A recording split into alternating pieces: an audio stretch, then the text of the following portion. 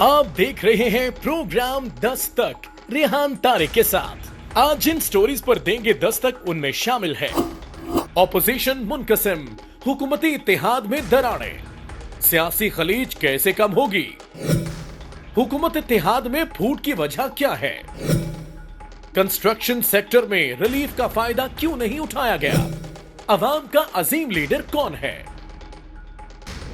अस्सलाम वालेकुम, मैं हूं रेहान तारिक और आप देख रहे हैं 10 तक। गुज़श्ता कई रोज से जमीयत उलमा इस्लाम फे में पड़ी दरारों की खबरें बिलाखिर अपने मंतकी अंजाम को पहुंची हैं। आज JUI फे की मजलिस आमला ने मौलाना मोहम्मद खान शिरानी, हाफिज हुसैन अहमद, मौलाना गुल नसीब खान और मौलाना शुजाउल मुल्क को पार्टी से निकाल दिया है, जिसके बाद कई सवालात सर उठा रहे हैं। क्या ऑपोजिशन इत्तेहाद की सरबराही करने वाली जमात JUI फे का अपना शिराजा बिखर रहा है? क्या जमीयत उलमा इस्लाम फे टूट फूट का शिकार है? क्या इस फैसले से PDM तहरीक को भी ठेस पहुंचेगी? चंद ऐसे ही सवालात आज वफाकी वजीर इत्तेहाद शिबली फराज ने भी अपनी प्रेस कॉन्फ्रेंस में उठाए हैं। उनकी अपनी पार्टी में जो बगावत हुई है और एक ऐसे मुहतरम उनके जो लीडरान हैं जो कि पूरे पाकिस्तान के लेवल पे जाने पहचाने जाते हैं, उन्होंने ही अपने लीडर को एक्सपोज कर दिया है। जमीयत उलमा इस्लाम फे की मजलिस आमला के फैसलों पर पार्टी से निकाले जाने वाले रहनुमाओं की क्या राय है? उन्होंने मौलाना फजलुर रहमान के बयानी से इख्तलाफ क्यों किया है? इसी मामले पर बात करेंगे। इस वक्त जमीयत उलमा इस्लाम के सीनियर रहनुमा हाफिज हुसैन अहमद हमारे साथ मौजूद हैं। बहुत बहुत शुक्रिया हाफिज हुसैन अहमद साहब आपके वक्त के लिए। आज JUI फे की मजलिस आमिला की तरफ से जो फैसला सामने आया है और सीनियर अकाबरीन को पार्टी से बेदखल किया गया है, हाफिज हुसैन अहमद साहब, यकीनन आप एक बड़ी कदावर शख्सियत है, पार्टी में आपकी बड़ी खिदमात है, मरकजी तर्जुमान की हैसियत से भी आप अपने फ़राइज़ सर अंजाम देते रहे हैं। मजलिस आमला ने जब ये फैसला किया तो क्या आपसे कोई पूछगछ की गई, आपको बुलाया गया, आपसे पूछने के बाद ये फैसला सामने आया? असल मामला ये था कि PDM के हवाले से जो जलसा था कोयटा में, यहाँ पर जनाब मोहम्मद नवाज शरीफ साहब ने लंदन से जो है वर्चुअल खिताब करना था, तो उन्होंने जो खिताब फरमाया उसमें उन्होंने एक जुमला कहा, जमीयत में था, तो उन्होंने मुझसे पूछा कि क्या ये बयानिया जो नवाज शरीफ साहब ने अपनी जलसे में बात की है तकरीर में, तो क्या ये JUI का या PDM का बयानिया है? मैंने सिर्फ इतनी सी बात की कि नहीं, जो हमारा ये बयानिया नहीं है बल्कि नवाज शरीफ साहब के ज़ाती ख्यालात है। चूँकि ये बयान छपा, वायरल हुआ, तो उसके बाद फिर फौरी तौर पर जमीयत की तरफ से मेरे ओहदे से मुझे फारिग कर दिया गया और उस पर न कोई शौकाज नोटिस भेजा गया, न कोई बात की गई। और उसके बाद अभी जो फैसला हुआ है उसमें भी न मुझसे कोई बात पूछी गई है और न मुझसे कोई बात के हवाले से। बिल्कुल हाफिज हुसैन साहब, क्या इस पर आपने अपना प्रोटेस्ट रिकॉर्ड कराया है किसी फोरम के ऊपर या किसी से आपने राब्ता करने की कोशिश की हो कि कोई जवाब आपको दे? देखिए, जहाँ तक जमीयत में है तो हमने 2-3 बार जिन इजलासों में मैं था, हमने जो फैसले किए हैं उसमें हमने अपनी ईमानदाराना राय दी है और जहाँ पर फैसले हुए हैं उस फैसलों पर भी मौलाना ने अमल दरामद नहीं की। मसलन 18 के इलेक्शन के बाद हमारी जमात ने वाज़ेह फैसला किया था कि सदारती इलेक्शन में JUI हिस्सा नहीं लेगी और मौलाना भी नहीं लेंगे और उनके बेटे जो है डिप्टी स्पीकर का जो है वो इलेक्शन नहीं लड़ेंगे। और ये फैसला होने के बाद तकरीबन 15-20 मिनट के बाद जब इजलास ख़त्म हुआ, नवाज शरीफ साहब की तरफ से फ़ोन आया, तो उस फैसले को सबोताज करते हुए मौलाना ने फौरी तौर पर जाके कागजात जमा करा दिए। हमारा मौक़िफ़ ये था कि अगर ये असम्बली जो है जाली या गलत है तो आप इसमें सदारती इलेक्शन कैसे लड़ रहे हैं, और अगर आप सदर मुंतखब हो गए तो फिर ये असम्बली जायज़ बन जाती है। उस पर भी उनको खफगी थी। और उसके बाद आज़ादी मार्च के हवाले से भी उन्होंने कहा कि हम जो है इस वक्त के खिलाफ मैदान में निकल रहे हैं और पीपल्स पार्टी और मुस्लिम लीग हमारा साथ देगी, जबकि हमारा मौक़िफ़ ये था कि दोनों जमातें अपने मामलात के हवाले से साथ नहीं देंगी।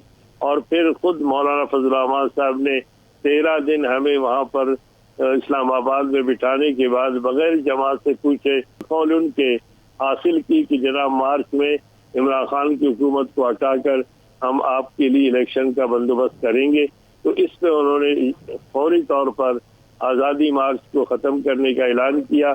इस पे भी हमारे तहफ़्फ़ुज़ात थे। आपके एतराज़ात और आपके तहफ़्फ़ुज़ात यकीनन बड़े संजीदा नौइयत के हैं।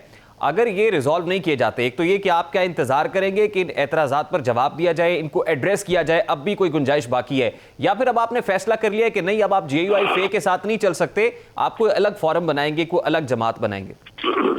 जहाँ तक JUIF का ताल्लुक है तो हम फे में शामिल ही नहीं हुए थे, क्योंकि सन 1973 में मैं रुकन बना था, उस वक्त फे वगैरह नहीं था, बल्कि मौलाना फजल रहमान साहब मेरे शमूलियत के 7 साल बाद जमीयत में शामिल हो गए और फजल रहमान जो है उनके फे की वजह से उनके साथ लगा हुआ है। हम तो जमीयत उलमा इस्लाम पाकिस्तान के थे, हैं और रहेंगे। अच्छा हजरत, इख्तिसार से ये बता दीजिएगा कि आपको लगता है कि मसालियत से अब ये मामला हल हो जाएगा या ये खलीज अब बढ़ती चली जाएगी?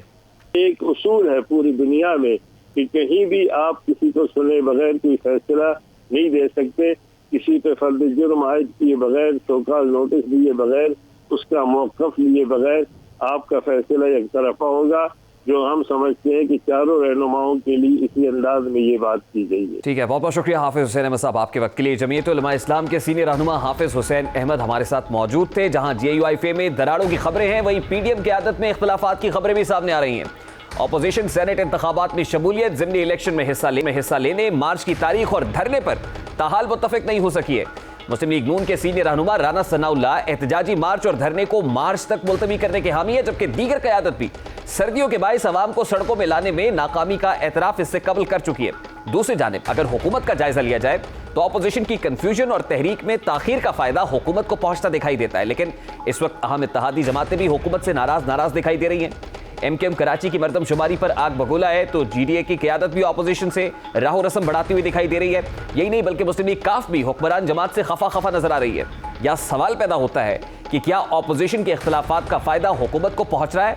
अपोजिशन जमातें किसी एक नुक्ते पर मुत्तफिक क्यों नहीं है? सवाल तो यह भी उठता है कि हुकूमती इत्तेहादियों के रवैये अचानक क्यों बदले दिखाई दे रहे हैं? इस वक्त और हुकूमत में से कौन ज्यादा मजबूत है? इन तमाम तर सवालात का जवाब देने की कोशिश करेंगे। इस वक्त सीनियर सहाफ़ी तज्ज़ियाकार हामिद मीर साहब हमारे साथ मौजूद हैं। बहुत बहुत शुक्रिया मीर साहब आपके वक्त के लिए। सर सबसे पहले तो यही कहिएगा कि JUIF की तरफ से एक डिसीजन आज सामने आया है जिसमें सीनियर अकाबरीन मौलाना शेरानी साहब और हाफिज हुसैन अहमद साहब जैसे सीनियर अकाबरीन को पार्टी से निकाल बाहर किया गया है, जिस पर शिबली फराज साहब ने भी बड़ी धुआंधार प्रेस कॉन्फ्रेंस की और एक तासुर उभर रहा है कि जमहूरियत की बात जो करते हैं उनकी अपनी पार्टी में जमहूरियत नहीं है। सर इस फैसले को किस तरह से देखते हैं at this point in time?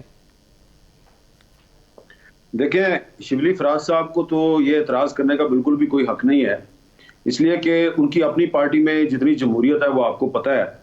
2 दफ़ा उन्होंने अपनी पार्टी में इलेक्शन करवाया और दोनों दफ़ा उन्होंने जो अपना इलेक्शन कमिश्नर है उसको पार्टी से ही निकाल दिया।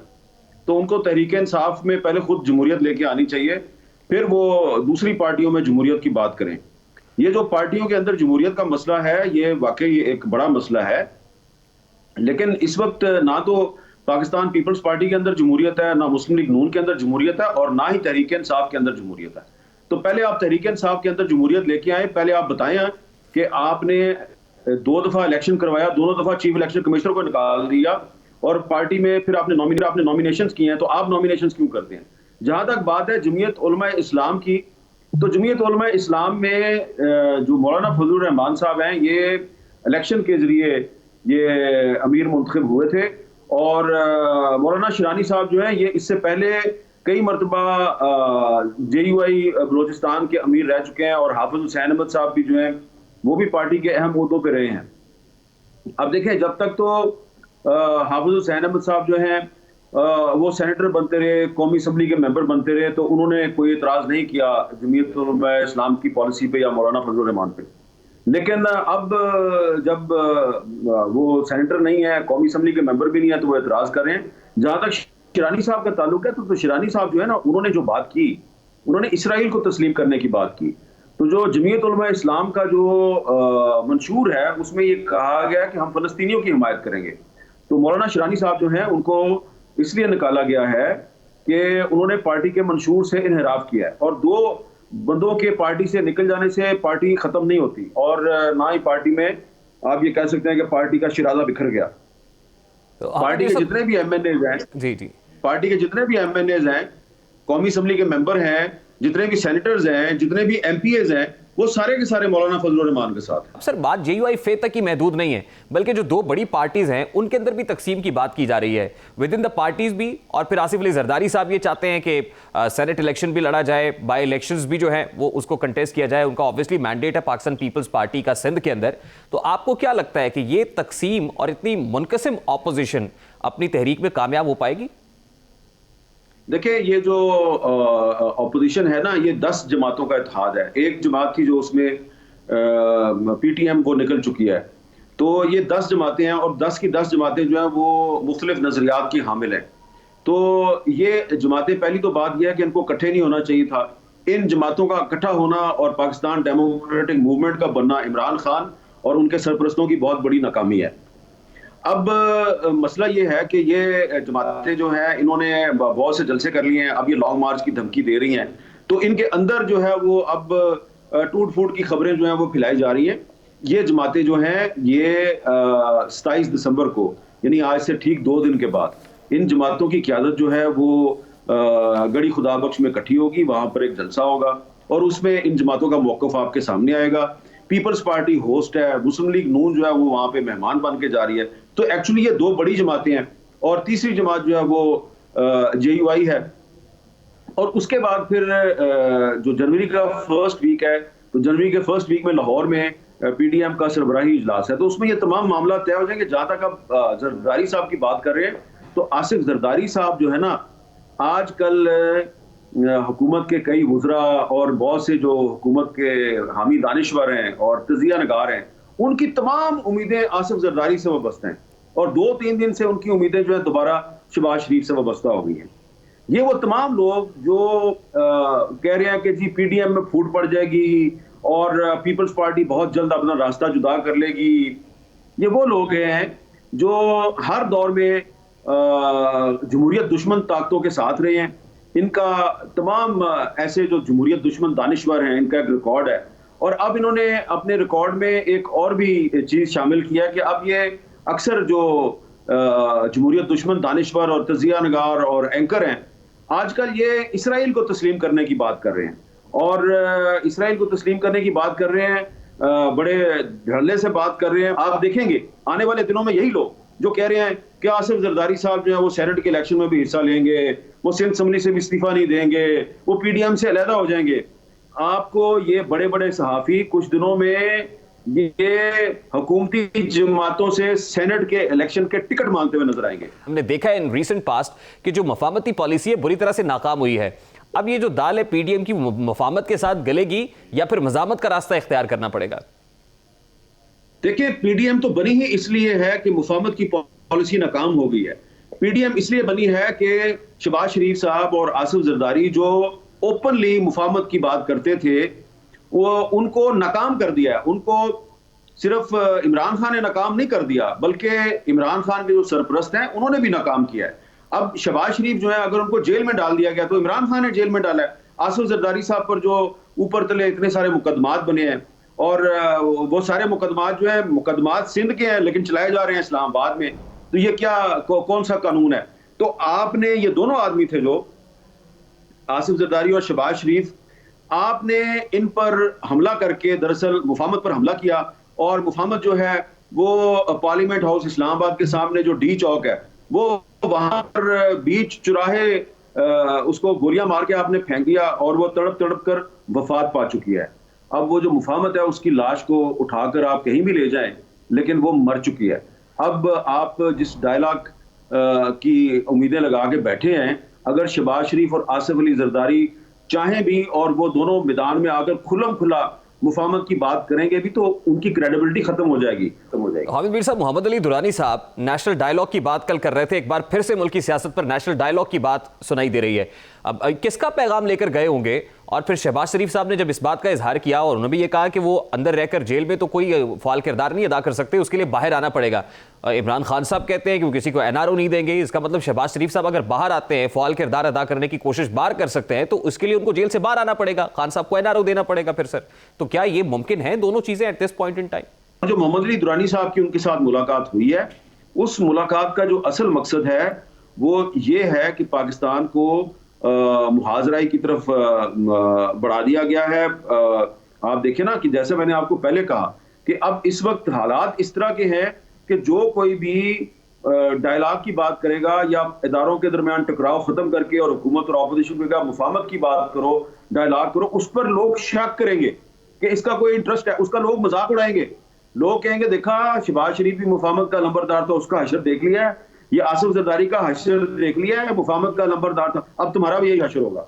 तो भाईजान मुफाहमत जो है ना, मुफाहमत और डायलॉग की बात करना, ये अब पाकिस्तान में इस मौजूदा सूरत हाल में अपनी सियासी मौत को दावत देने के मुतरादिफ है। और इस हाल को हमें पहुंचाया है इमरान खान साहब की हुकूमत और उनके सरपरस्तों ने। और जो शहबाज शरीफ साहब के साथ दुरानी साहब की जो मुलाकात हुई है, वो दरअसल मुस्लिम लीगों को इकट्ठा करने की बात थी। ना तो शहबाज शरीफ साहब आपको खुल के बात बताएंगे क्या हुई, ना मोहम्मद अली दुरानी साहब बताएंगे, लेकिन ये बात काफी अरसे से चल रही है कि मुस्लिम लीग नून को, मुस्लिम लीग काफ को, मुस्लिम लीग फंक्शनल को और जो छोटी मोटी मुस्लिम लीगें हैं उन सबको इकट्ठा करके एक मुस्लिम लीग बनाई जाए। और ये मुस्लिम लीगें जब इकट्ठी हो जाएंगी तो एक बड़ी ताकत बनेगी। दूसरी बात एक बड़ी अहम है, आप इस पर भी गौर करें ना, क्या ये सिर्फ एक इत्तेफाक है कि जिस दिन MQM ऐलान बगावत करती है और खालिद मकबूल सिद्दीकी साहब जो हैं वो वफाकी हुकूमत के खिलाफ शिकवे शिकायतों का अंबार लगाते हैं, उसी दिन मोहम्मद अली दुरानी साहब जो हैं वो जेल में जाके शहबाज शरीफ साहब से मुलाकात करते हैं। अब आप और मैं तो मुलाकात नहीं कर सकते शहबाज शरीफ साहब के साथ।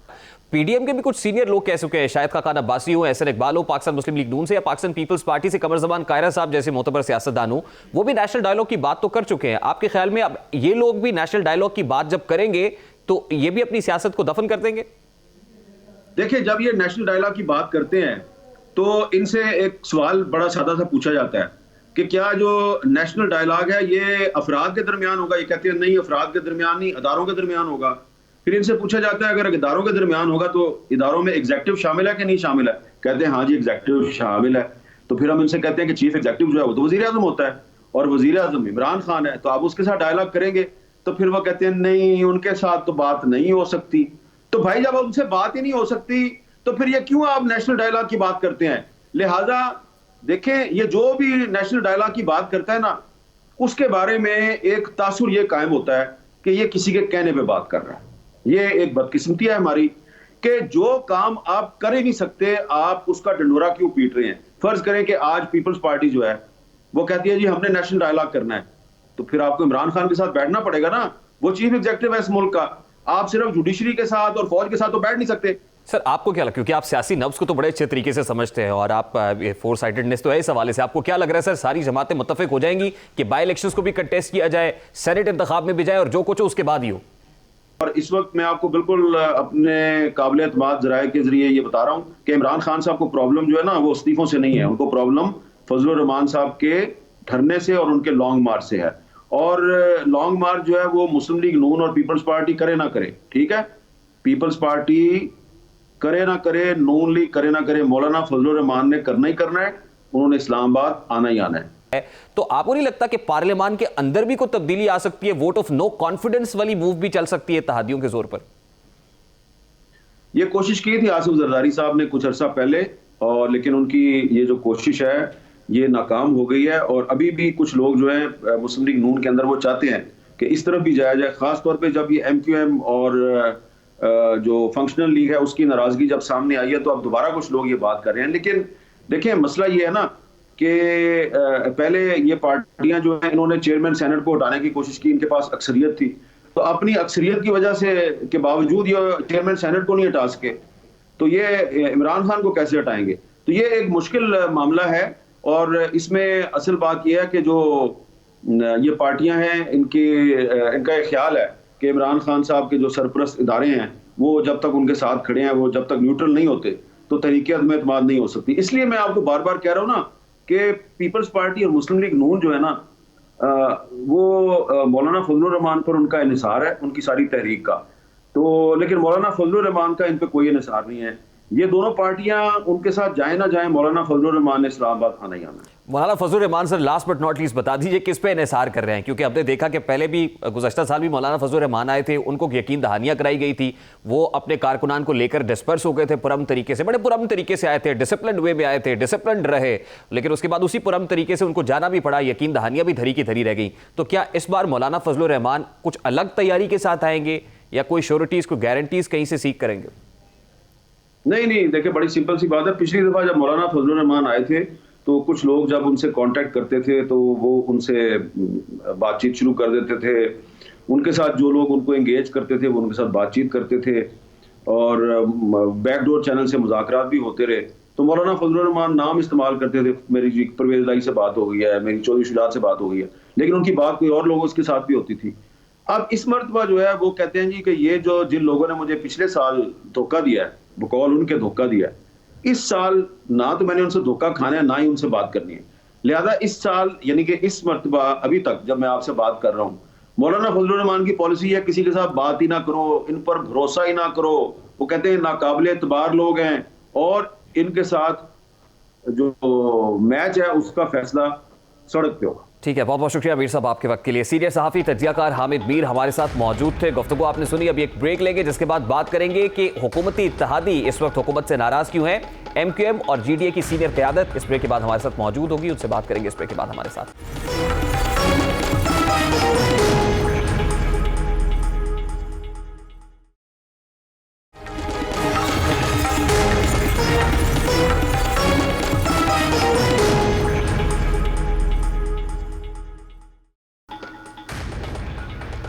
कराची की मरदमशुमारी के नताइज जारी होने के बाद MQM हुकूमत से खफा दिखाई दे रही है।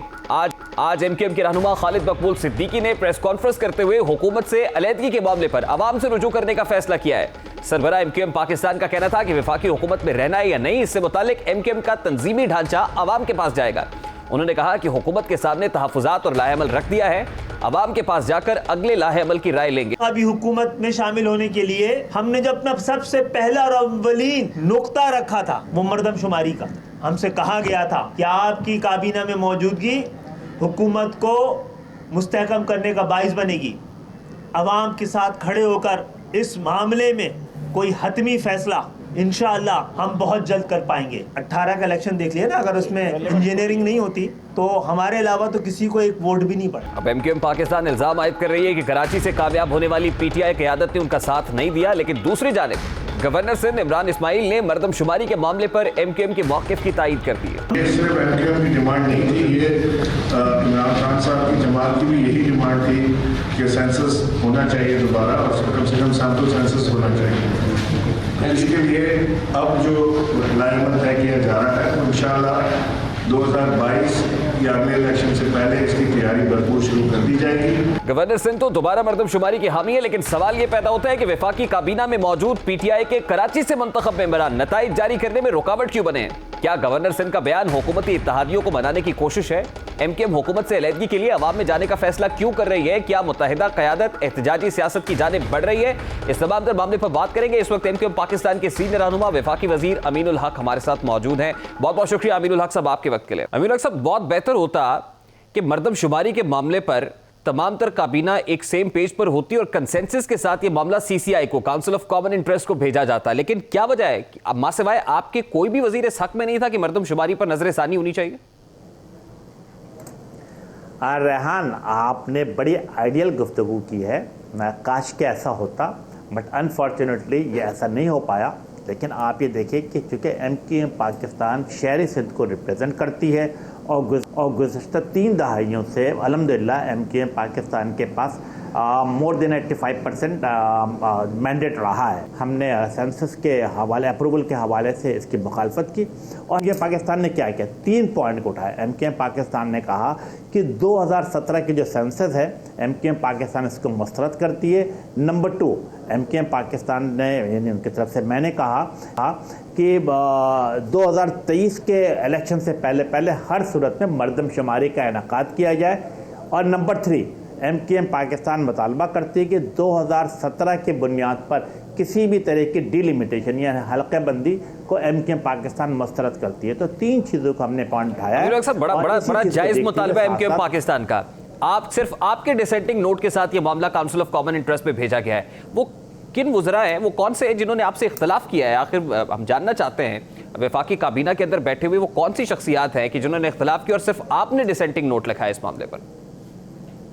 हाँ रेहान, मैं समझता हूँ कि पूरी काबीना एक तरफ थी और मैं इकलौता एक तरफ था, ठीक है। और मैं समझता हूँ कि क्या कराची से ताल्लुक़ रखने वाले पाकिस्तान तहरीक इंसाफ के MNAs ने भी आपकी हिमायत नहीं की? अब मेरा ख्याल है कि रेहान ज़्यादा बेहतर ये होगा कि ये सवाल अगर उनसे पूछा जाए और वो उसका जवाब दे, ज़्यादा बेहतर तरीका है। लेकिन एक बात जो सामने आ रही है और एक तासुर उभर रहा है कि कैबिनेट मीटिंग्स के अंदर वुज़रा वज़ीर आज़म को भी संजीदा नहीं लेते हैं। देखिए, अब सेंसस का मामला इंतहाई संजीदा मामला है, लेकिन जिस तरह से आप कह रहे हैं कि आपके सिवा किसी ने उसके ऊपर डिसेंट नहीं पेश किया है, तो क्या बात है कि वुज़रा संजीदगी से नहीं लेते क्योंकि आप तो कैबिनेट्स का हिस्सा होते हैं? क्या ऐसा ही तासुर देखा जाता है वुज़रा का?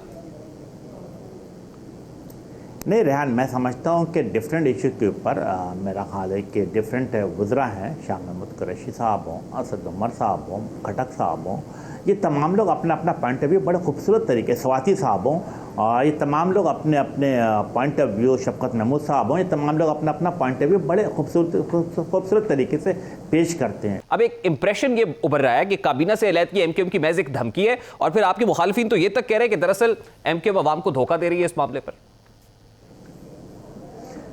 देखिए, एमकेएम के मुखालफिन की अगर बात की है तो मैं समझता हूँ कि शहर में वो लोग जिनके शहर में ज़मानत ज़ब्त हो गई 2018 के इलेक्शन में, और 2018 के इलेक्शन से लेकर 2020 तक जो मुख्तलिफ ज़िमनी इंतखाबात हुए हैं, चाहे वो यूसी चेयरमैन का हो, वाइस चेयरमैन का हो, काउंसलर को या सूबा असम्बली के उम्मीदवार को, वो उन तमाम लोगों ने मेरा ख्याल डबल फिगर में भी 100 वोट से भी कम वोट हासिल किया। तो मैं समझता हूँ अवाम तो उनको बस्तरत कर चुकी है, और उनके इल्ज़ामात लगाना, बेशक वो टीवी पर आए, चैनल पर आए, अखबारात पर आए, उनका बुनियादी जमहूरी हक़, वो अपना हक़ इस्तेमाल कर रहे हैं। लेकिन एमकेएम सिर्फ अपने वोटर, अपने सपोर्टर, अपने शहर और अपने अवाम के साथ खड़ी होती है, उनके सोच के साथ आगे बढ़ती है।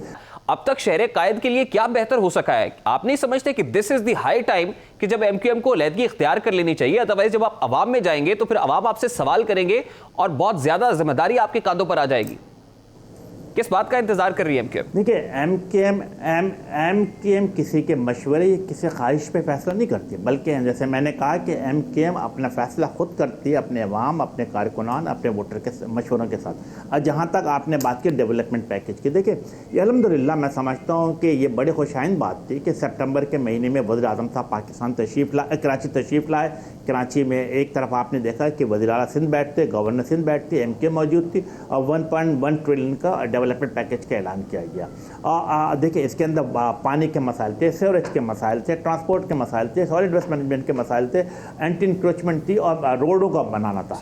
अगर आप इसको देखेंगे रेहान, अगर आप ये देखेंगे तो ये तमाम के तमाम 6 कंपोनेंट जो थे वो सूबाई हुकूमत की जिम्मेदारी थी। देखिए, अगर शहर कायद के लोगों को ठीक नहीं गिना जाता है तो ये बहुत बड़ा मसला है। इसके साथ उनके वसाइल की दस्तयाबी और उनकी तरसील जुड़ी हुई है। अगर ये मसला हल नहीं होता तो क्या एमक्यूएम वफाकी हुकूमत से अलहदगी इख्तियार करेगी या फिर सोचते रहेंगे? मैंने आपसे अर्ज़ किया रेहान कि ये हम किसी के मशवरे या किसी के ख्वाहिश में नहीं करते, बल्कि अपने अवाम, अपने वोटर, अपने कारकुनान के ख्वाहिशात के हिसाब से चलेंगे। जब एमक्यूएम के कारकुनान, एमक्यूएम का सपोर्टर, वोटर ये बात कहेगा, एमक्यूएम उसी के मुताबिक आगे चलेगी। मशावरत का अमल शुरू कर दिया गया है, और मशावरत के बाद जो भी फैसला होगा मीडिया में आपको बता दिया जाएगा। ठीक है, बहुत शुक्रिया अमीनुल हक साहब आपके वक्त के लिए। वफाकी वजीर अमीनुल हक हमारे साथ मौजूद थे। गुज़श्ता रोज कोटलख पर जेल में होने वाली मुलाकात के बाद मुल्क में एक बार फिर नेशनल डायलॉग का शोर सुनाई दे रहा है। पाकिस्तान मुस्लिम लीग फंक्शनल के सेक्रेटरी जनरल मोहम्मद अली दुरानी और सदर नून लीग और अपोजिशन लीडर कायदे-ए-इख्तिलाफ शहबाज शरीफ से कोटलख पर जेल में होने वाली मुलाकात में पार्टी सरबराह पीर पगारा का पैगाम पहुंचाया गया है, जिसमें उनसे जमहूरी निजाम को बचाने के लिए, असम्बलियों से इस्तीफे ना देने के लिए, ऑपोजिशन को राजी करने में अपना किरदार अदा करने का मुतालिबा किया गया है। यह सवाल पैदा होता है कि क्या मोहम्मद अली दुरानी को नेशनल डायलॉग का मैंडेट दिया गया है या ऑपोजिशन से ताल्लुकात उस्तवार करते हुए दिखाई दे रहे हैं? सवाल यह भी है कि मोहम्मद अली दुरानी को किसने मैंडेट दिया है? क्या हुकूमत ने जीडीए के जरिए ऑपोजिशन को एनआरओ की पेशकश की है? हुकूमती इत्तेहादी नेशनल डायलॉग की बात कर रहे हैं। क्या सियासी क़यादत कौमी हुकूमत के क़याम पर भी मुत्तफ़िक हो सकेगी? इन तमाम तर सवालात का इस वक्त मुस्लिम लीग फंक्शनल के मरकजी सेक्रेटरी जनरल मोहम्मद अली दुरानी हमारे साथ मौजूद है। बहुत बहुत शुक्रिया दुरानी साहब आपके वक्त के लिए। दुरानी साहब, कल से कायदे-ए-इख्तिलाफ शहबाज शरीफ साहब से आपकी मुलाकात खबरों में है। ये कहिएगा, क्योंकि जीडीए पाकिस्तान तहरीक इंसाफ हुकूमत की इत्तेहादी है, क्या इत्तेहादियों को एतमाद में लेकर आप इस मुलाकात के लिए गए थे? मतलब इस इनिशिएटिव को लेने के लिए किसी की अप्रूवल की ज़रूरत नहीं थी। ये हमारा अपना इनिशिएटिव है, और इन इनिशिएटिव को लेने का मकसद जो था वो ये था कि हम पाकिस्तान साहब, मैं आपसे इसलिए पूछ रहा हूँ कि कोटलख पर जेल में कायदे-ए-इख्तिलाफ शहबाज शरीफ से आनन फानन मुलाकात तय हो जाना और फिर टाइम मिल जाना, ये बड़ी खुशनसीबी है, क्योंकि बिलावल भुट्टो साहब ने बड़ी तको-दौ के बाद उनसे मुलाकात की। हुकूमती एतमाद के या किसी के एतमाद के बगैर जो है वो ये मुलाकात होती हुई नज़र नहीं आ रही थी इस तरह से। कई दफ़ा मिला हूँ, शहबाज साहब से पहली दफ़ा नहीं मिल रहा, फजल रहमान साहब से 20 दफ़ा मिलता हूँ, बाकी लीडरों से मिलता हूँ, मैंने कभी फ़ोटो भी नहीं बनवाई। तो इसलिए जो छोटी छोटी होती हैं वो मतलब फंक्शनैलिटीज़, उनको इशू बनाना या उनके ऊपर खबरें पैदा करना वो मेरा इशू नहीं है। मेरा मकसद आप ये कह रहे हैं कि आप तो है। नेक काम के लिए गए थे, भलाई के काम के लिए गए थे, तो इस नेक काम में पाकिस्तान तहरीक इंसाफ भी आपके साथ है?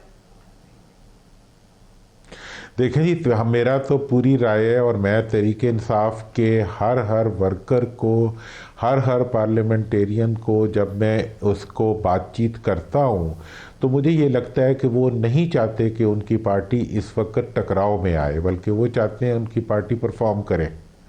वो परफॉर्मेंस जो है वो इस टकराव की ज़रूरत में नहीं हो सकती। तो आप उनको बताते हैं ये समझाने वाली बात है। और आप जी मैं बिल्कुल बताता हूँ, और मैं कल से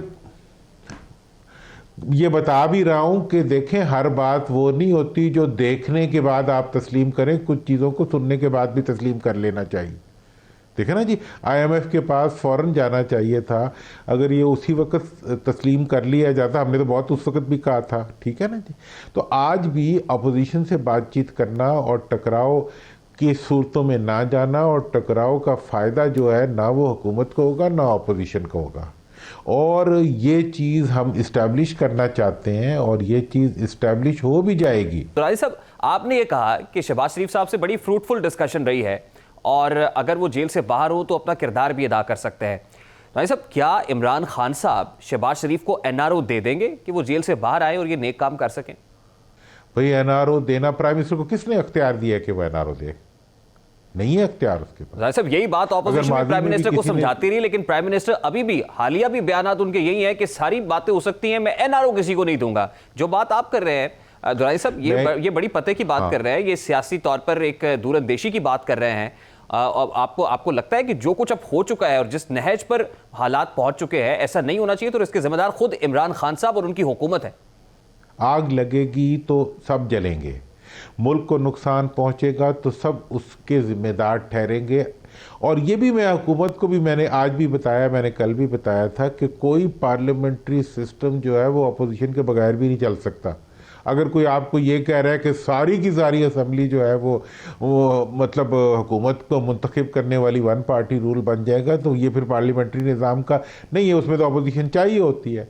ट्रैक 2 डायलॉग की मैंने बात की है, ये हर घर में होगा, ये हर इदारे में होगा, हर इदारा, हर घर।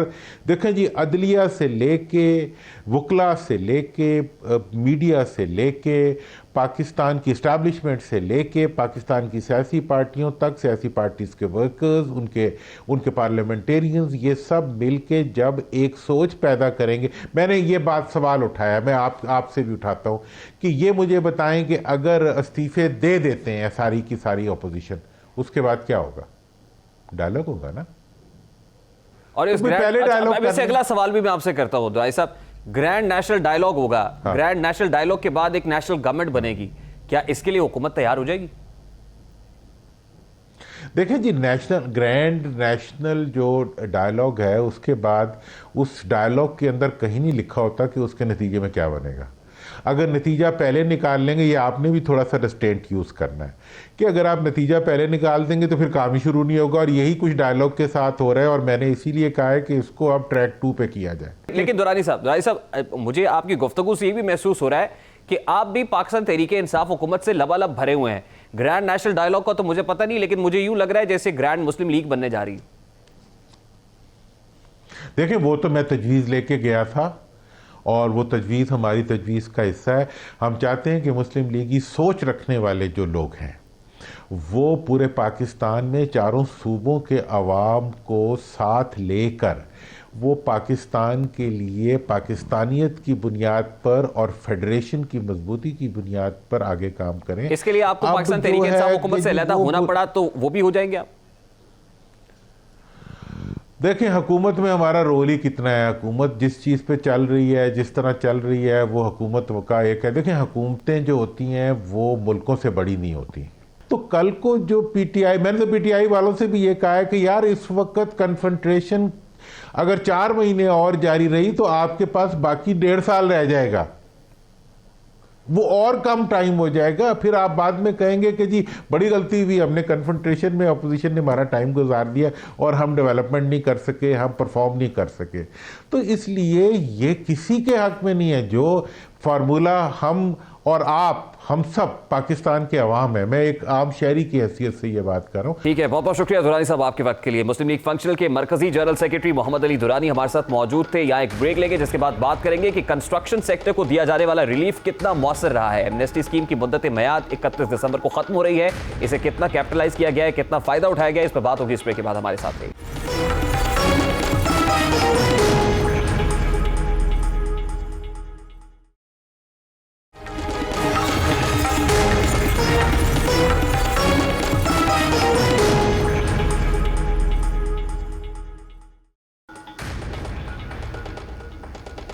कोरोना वबा के आलमी बहरान को मद्देनजर रखते हुए रवा साल जुलाई में हुकूमत ने तामीराती शोबे के लिए मजीद मराहत का ऐलान किया, जिसके तहत कंस्ट्रक्शन के शोबे में सरमायाकारी करने वालों से 31 दिसंबर तक उनके ज़राए आमदन का सवाल नहीं किया जाएगा।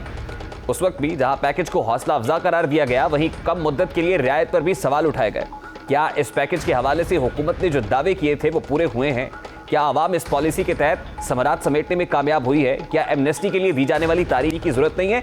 इन्हीं सवालात का जवाब देने की कोशिश करेंगे। इस वक्त चेयरमैन आबाद मोहसिन शेखानी हमारे साथ मौजूद हैं। बहुत बहुत शुक्रिया शेखानी साहब आपके वक्त के लिए। कोरोना वायरस के जो चैलेंजेस है उससे निपटने के लिए, खासतौर पर मईशत को दरपेश मुश्किलात से निपटने के लिए वज़ीर आज़म इमरान खान की जानिब से सनत को, तामीराती शोबे को सनत का दर्जा दिया गया, और फिर ना सिर्फ ये कि इसको इंडस्ट्रियल स्टेटस मिला, बल्कि एमनेस्टी स्कीम भी मुतारिफ कराई गई और बहुत सारे टैक्सेस की छूट भी मिली। अब ये एमनेस्टी स्कीम अपनी मियाद खत्म करने जा रही है 31 दिसंबर को।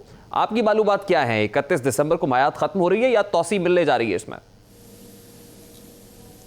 देखिए, हमने काफ़ी रिक्वेस्ट की है और पूरी बिजनेस कम्युनिटी की तरफ से रिक्वेस्ट हुई है कि इसकी मियाद को बढ़ना चाहिए। ड्यू टू तक कोरोना, आपको पता है, दोबारा उसी तरह पूरी दुनिया में चल रहा है। और जो हमारे टारगेट्स थे, जो प्राइम मिनिस्टर जिसको चेयर करते थे, एवरी थर्सडे को खुद प्राइम मिनिस्टर बैठते थे, सारे प्रोविंस के महकमे बैठते थे, सारे इदारे, FBR, स्टेट बैंक, सारे चीफ सेक्रेटरी, और वो इम्प्लीमेंटेशन कराते थे। अभी तक जो रिजल्ट आया है वो 20 से 25% रिजल्ट आया है। 20% जो प्रोजेक्ट थे वो एक्टिवेट हुए हैं। अभी 75-70% प्रोजेक्ट एक्टिवेट होना बाकी है। कुछ इदारों की तरफ से प्रॉब्लम है, कुछ डिफरेंट महकमों की पोजीशन आ रही है। आपका सिंध के हवाले से कुछ चीज़ें वो पोजीशन प्रोजेक्ट्स नहीं आए पंजाब में भी और CD में भी। इसलिए प्रोजेक्ट का एक माइंड सेट था, एक इदारों का माइंड सेट था। आपको पता है 2-2 साल प्रोजेक्ट अप्रूव नहीं करते थे। प्राइम मिनिस्टर के बैठने के बावजूद भी मैं समझता हूँ कि बहुत मुश्किल से चीज़ें कवर हो रही है। और मैं समझता हूँ कि अभी लास्ट मीटिंग में भी हमारी बात हुई प्राइम मिनिस्टर से कि इसको एक्सटेंड होना चाहिए, ताकि ये 70% प्रोजेक्ट, जो 300, 400, 500 प्रोजेक्ट अभी पेंडिंग है, जिसकी मालियत आप समझे एक प्रोजेक्ट की तकरीबन 3 अरब रुपए की मालियत होती है, तो 500 से आप हिसाब लगा लें। दूसरी तरफ ये भी है कि क्या सरमायाकार अपनी ब्लैक मनी वाइट करने में भी कुछ हिचकिचाहट महसूस कर रहे हैं? हुकूमत की तरफ से एतमाद भी ठीक तरीके से नहीं लिया गया है, एतमाद साजी का भी फुकदान दिखाई देता है। मैं ऐसा समझता नहीं हूँ, इसलिए कि जो हमारे जितने प्रोजेक्ट्स हैं वो तो उसमें कोई ब्लैक से वाइट वाला इशू ही नहीं है। वो प्रोजेक्ट्स हैं जो ऑलरेडी एमनेस्टी ले चुके हैं। जो बाहर से पैसे आने थे, ओवरसीज पाकिस्तानी के पैसे आने थे, वो थोड़े से डगमगा गए due to the political reason. जिस तरीके से ये जो जलसे जुलूस और जो आदमी को अनसर्टेन नजर आता है, तो बाहर से जो ओवरसीज पाकिस्तानियों के हमारे पैसे आने थे, जो पाकिस्तानी हैं जो अपने मुल्क में इन्वेस्टमेंट करना चाह रहे थे, वो थोड़े से रुके हैं। अदरवाइज लोकली तो हमारे पास ऑप्शन है। और जो पैकेज है, मैं समझता हूँ पाकिस्तान की तारीख में कभी ऐसा पैकेज नहीं आया। अच्छा शेखानी साहब, इख्तिसार से बता दीजिएगा इख्तिताम पर कि कितनी एक्सटेंशन मिलनी चाहिए आपको, यानी एमनेस्टी स्कीम में कितनी तौसी हो जाए तो आप समझते हैं कि बेहतर रहेगा? मैं समझता हूं जो ये पेंडिंग प्रोजेक्ट है, अगर 1 साल की भी हम इसको लेके चलते हैं तो ये बहुत बेहतर हो जाएगा। हम अगले साल तक इसको लेके चले तो सारे रिजल्ट भी अचीव हो जाएंगे। जो प्राइम मिनिस्टर का विजन है लो कास्ट हाउसिंग का, वो भी आप इंप्लीमेंट कर सकेंगे। इसलिए वो प्रोजेक्ट अभी शुरू नहीं हुए। वो प्रोजेक्ट बहुत बड़े प्रोजेक्ट्स है। एक प्रोजेक्ट में 5-5 हज़ार अपार्टमेंट है, जो प्राइवेट सेक्टर भी कर रहा है और गवर्नमेंट खुद भी कर रही है। तो ये इतने बड़े टर्नओवर होने, तो उसको 1 साल का हमें टाइम देना चाहिए। और इसी तरह प्राइम मिनिस्टर जिस तरह इसको फॉलो कर रहे हैं, इसी तरह इसको फॉलो करना चाहिए। मैं समझता हूँ तारीख में कभी भी किसी प्राइम मिनिस्टर ने इस तरह इस इंडस्ट्री को तवज्जो नहीं दी जो इमरान खान साहब दे रहे हैं। ठीक है, बहुत बहुत शुक्रिया शेखानी साहब आपके वक्त के लिए। साबिका चेयरमैन आबाद मोहसिन शेखानी हमारे साथ मौजूद थे। यहाँ एक ब्रेक लेंगे और ब्रेक के बाद जब वापस आएंगे तो आज बानी पाकिस्तान कायदे आज़म मोहम्मद अली जिन्ना का यौम विलादत है। सवाल उठाएंगे कि कायदे आज़म के बाद मुल्क का सबसे बड़ा लीडर कौन है। इस मामले पर बात होगी इस ब्रेक के बाद। हमारे साथ